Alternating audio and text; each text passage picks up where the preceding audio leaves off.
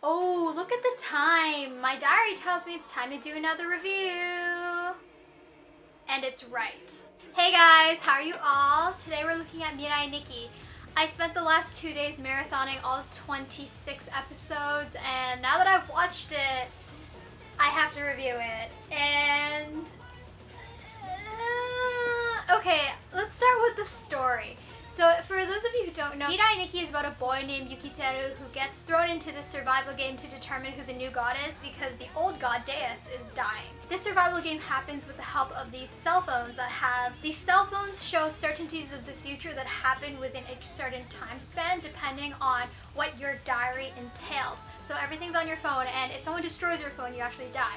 So this story ends up being sort of like a battle royale, kind of like kill each other game, form alliances, backstab, all that happens, all that jazz happens. The story itself is given enough time to develop because there are 26 episodes. We get to see Yukiteru go through each of the participants of the game. He ends up allying with Yuno, who is the main girl protagonist of the game. She is that insane yandere that you see in all the memes. And, you know, I started out thinking, okay, she's just like this two-dimensional yandere that goes between extremes. And yes, she does get to very, very extreme measures when it comes to Yukiteru. Yukiteru is an idiot. I always thought Shudo was really annoying when I watched Fate Stay Night, but Yukiteru takes the cake. He doesn't do anything, and he will literally confess to you that he is weak and he needs someone to protect him. And that is so freaking annoying. And he's always relying on Yuno. Even though Yuno starts out as his stalker, she ends up like protecting him through the game. Yuno is just constantly confessing her love for Yukiteru, and then Yukiteru is somehow moved by this obsessive craze.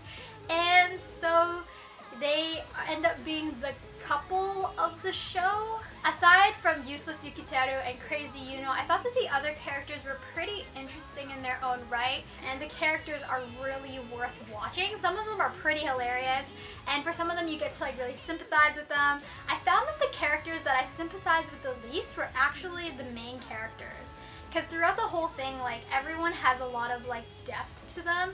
But with like Yuno and Yukiteru, they're just both kind of warped in their own way. And that's kind of how they end up with each other, or falling for each other, I guess. Like if you check out that backstory with them, with that one scene in the classroom. With all that's going on in the main plot, I didn't think that they would have time for all the backstories for all the other players and characters other than the main characters. But I'm really glad that they kind of found a way to insert them in there when the main characters were meeting the other characters. So in terms of like character plot interaction and character relationship wise, that was done really, really well in Mirai Nikki.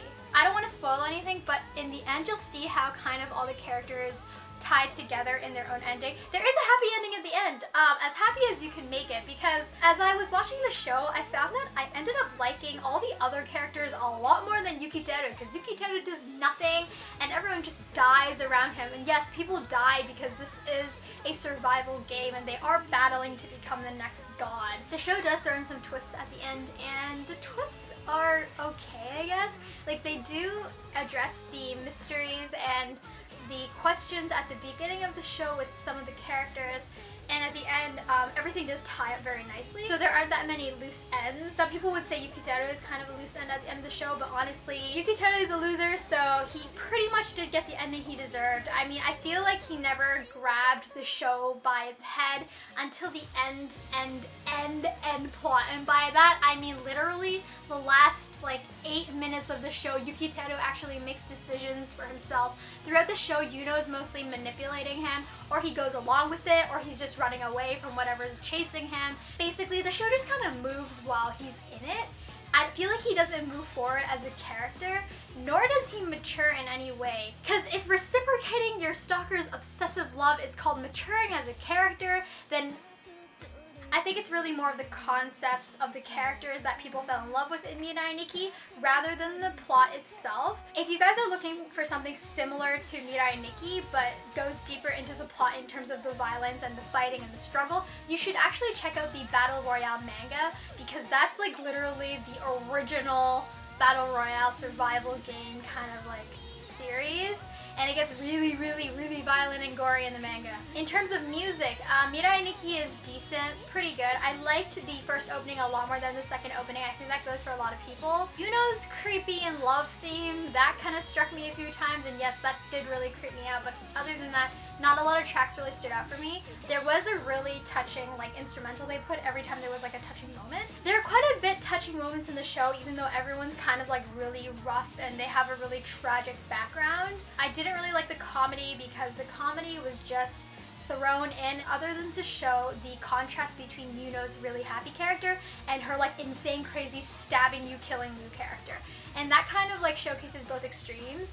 Again, back to Yukiteru, I never feel like it clicks for him that his partner is a serial killing crazy girl. It gives new meaning to the term crazy stalker bitch. If you guys follow my blog, you'll know that I rate things out of 5 clouds. All in all, I would say that Mirai Nikki is a solid 4 out of 5. A lot of people didn't really like the ending because it didn't feel like it was satisfying enough. But considering everything that happened and all the deaths that happened, the ending wrapped things up pretty well. And that's all you can really expect from an ending, to tie up all the loose ends. Because there has to be a new god at the end of the game or the world is gonna destroy itself, because the causality continuum can't go on without a god to oversee it. I'm wondering if the manga ends differently from the anime, but I know that the manga finished before the anime, so I have to go check that out. If you guys have read both, please let me know what you guys think. Mirai Nikki is not in my usual genre, but I really decided to watch it because everyone kind of goes crazy about it, and then I saw a lot of cosplays about Mirai Nikki.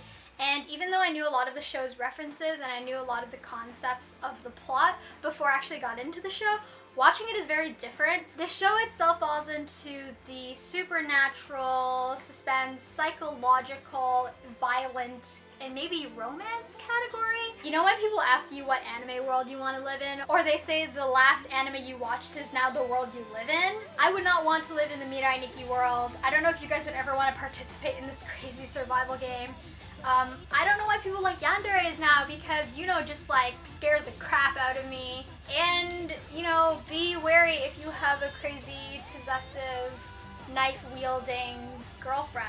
So that's pretty much all I have to say on Mirai Nikki. I spent the better half of the week doing all my Anime North photographs and videos, and I still have some Anime North convention vlogs to edit, but if those get too messy, I might not edit or show you guys them just because they're a mess. I have a bajillion videos from when I vlog, and I'm still trying to sort through those. Let me know what you guys think of Mirai Nikki. I know that the show did come out way back, so I'm a little late in terms of catching up. So I guess the hype is big enough that some reviewers are still going back and watching it. I'm one of them. Thank you guys very much for watching. If you're into stuff like yanderes or killing or violence or action and suspense, check out Mirai Nikki. Let me know what you guys think in the comments below, and I will talk to you guys soon. Bye!